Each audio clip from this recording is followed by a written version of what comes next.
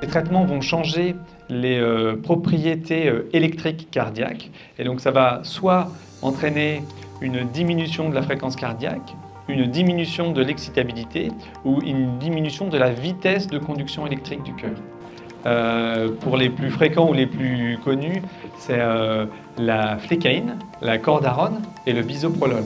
Et donc tous ces médicaments vont affecter les trois possibilités de façon différente. Certains médicaments vont plus changer la fréquence, d'autres plus la vitesse de conduction et d'autres plus l'excitabilité. Le premier avantage de ces traitements, c'est que c'est des traitements très anciens. Il n'y a pas eu de nouveaux traitements depuis les 25 dernières années. Et comme ils sont très anciens, on les connaît très bien. On va bien connaître leurs avantages, leurs effets secondaires et leurs complications. La deuxième chose, c'est que c'est facile à prendre. C'est très facile à faire de prendre un comprimé. Ensuite, c'est rapidement efficace. Une fois qu'on a pris le comprimé, on va voir l'efficacité en quelques minutes ou quelques heures. Et enfin, c'est pas cher. Un comprimé de médicament, c'est pas cher. Mais comme avec ces médicaments, on va toucher les propriétés électriques du cœur, ça peut entraîner des complications. Prendre un médicament une fois, c'est facile. Prendre régulièrement un médicament tous les jours, et comme on touche l'excitabilité du cœur, l'électricité du cœur, c'est des complications qui sont graves. Ça peut entraîner des troubles du rythme graves ou des troubles de la conduction graves.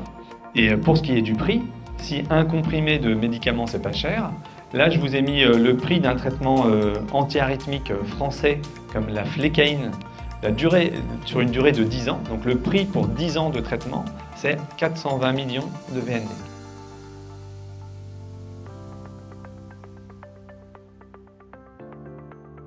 Le plus gros avantage de l'ablation, c'est son efficacité. C'est beaucoup plus efficace que les médicaments et ça va être en plus efficace à la fois sur la qualité de vie, à la fois sur la diminution des hospitalisations et à la fois sur l'allongement de la vie. Pour l'ablation, l'inconvénient, c'est le prix. L'intervention, au départ, ça coûte très cher. Ensuite, c'est la réalisation. Être hospitalisé, avoir tous les tests, le bilan sanguin et l'intervention en elle-même, c'est plus dur que de prendre juste des comprimés. Ensuite, l'ablation peut, comme les médicaments, avoir des complications. Donc, quelles sont les complications de l'ablation? Les complications de l'ablation, ce n'est pas très fréquent, parce que ça représente moins de 5% des interventions. Donc le premier type de complications, c'est des complications qui sont communes à toutes les interventions, qui sont dues à la technique que l'on va utiliser. La complication la plus fréquente, c'est les hématomes au point de ponction. Ça représente au moins la moitié des complications. Et ça, c'est une complication qui ne va pas être grave. La deuxième complication, c'est l'épanchement péricardique. Ça, c'est quand il va y avoir du sang qui va se mettre autour du cœur. Et ça peut arriver quand, avec nos cathéters, on va faire un petit trou au niveau du cœur par lequel du sang va couler. Ce petit trou, il va se refermer et la plupart du temps, il n'y aura pas d'autres gestes à réaliser. Les autres complications, c'est des complications spécifiques en fonction de chaque intervention.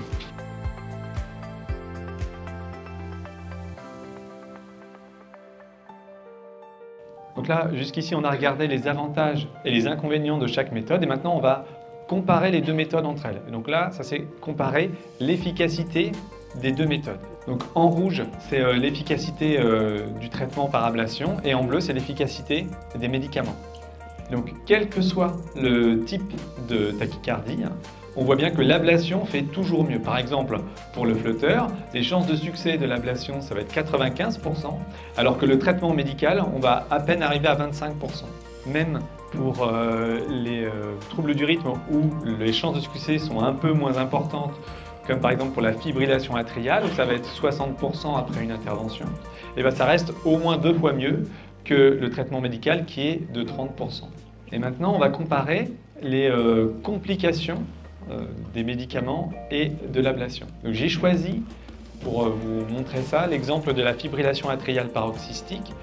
J'ai choisi cet exemple parce que c'est pour cette intervention qui finalement il va y avoir le plus de complications. Et donc on va voir le minimum de différence qu'il y a entre l'ablation et le traitement médical. Ici, vous avez les deux courbes des deux modes de traitement. En rouge, c'est le traitement avec les médicaments. En bleu, c'est le traitement par l'ablation. Et donc, on va voir le pourcentage de patients qui a un événement au cours de sa vie jusqu'à 8 ans après l'ablation. Ce qu'on voit, c'est qu'au début, pendant les 6 premiers mois, les deux courbes elles sont superposées. C'est-à-dire qu'il n'y a pas de différence de complications entre le traitement médical et l'intervention pendant les 6 premiers mois. Et après 6 mois, les deux courbes vont commencer à se séparer Et il y a beaucoup moins d'événements, beaucoup moins d'hospitalisations chez les patients qui ont eu l'ablation par rapport aux patients qui gardent le traitement antiarythmique.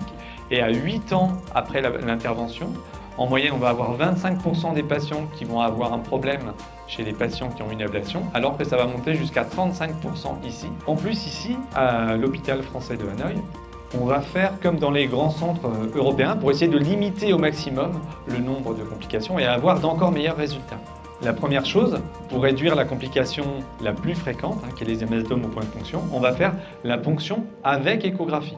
Pour les interventions où il y a un risque d'AVC, quand on est dans les cavités gauche du cœur, on va réaliser une échographie transœsophagienne pendant l'intervention pour limiter au maximum ce risque. De la même façon, si on doit faire un petit trou dans le cœur pour pouvoir aller du côté gauche du cœur, enfin, on utilise ici un système de cartographie de dernière génération qui a une précision pour la localisation du cathéter qui est de l'ordre du millimètre. Ça va nous permettre de localiser précisément les structures nobles qu'il va falloir respecter. Ça va nous permettre aussi de localiser et de comprendre précisément les mécanismes des arythmies pour pouvoir brûler le minimum possible. En conclusion, j'espère vous avoir convaincu que l'ablation a une part importante pour le traitement des troubles du rythme. Chaque cas est particulier, ça va dépendre du type de trouble du rythme, de son ancienneté, de l'existence d'une cardiopathie, mais l'ablation fait toujours mieux en termes d'efficacité que le traitement médical.